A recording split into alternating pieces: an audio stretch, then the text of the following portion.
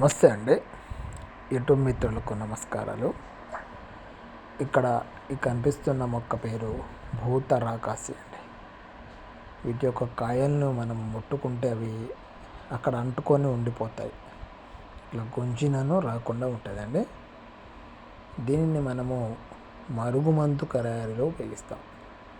ఇది మీకు ఈరోజు కొత్తగా ఉపయోగించేది కాదండి. పురాతన కాలం నుంచి ఇది అందుబాటులో ఉన్నదే. మరలమాతం కాయలు కొంచెం పెద్దగా ఉంటాయి. ఈ భూతరాకాసి కాయలు కొంచెం చిన్నగా ఉంటాయి.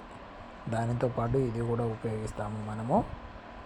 మీరు చాలామంది గురువుగారు మేము మరుగుమందు తీసుకొని 2-3 సార్లు పెట్టామండి, కానీ మాకు రిజల్ట్ రాలేదు అని చెప్తుంటారు.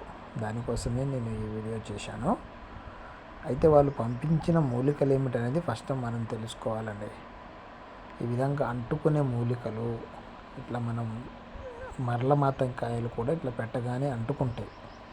అదేవిధంగా ఈ భూతరాకాసి కూడాను అదే విధంగా మనం ఇట్లా పట్టుకోగానే మన చేతులకు అంటుకుంటాయండి.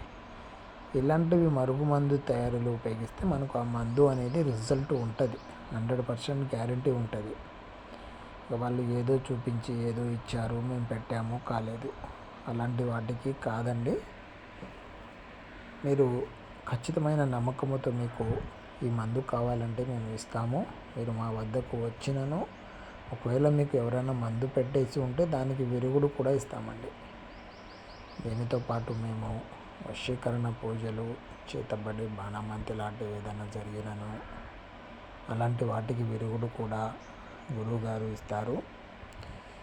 మీరు మీ భర్తతోనైనా మీ భార్యతోనైనా మీరు ప్రేమించిన వాళ్ళతో ఏదైనా మీకు ఇబ్బంది ఉండి వాళ్ళతో ఏగలేక అనేక ఇబ్బందులు పడుతున్నట్లయితే ఈ మరుగుమందు ప్రయోగం అనేది ఒకసారి చేసి చూడండి.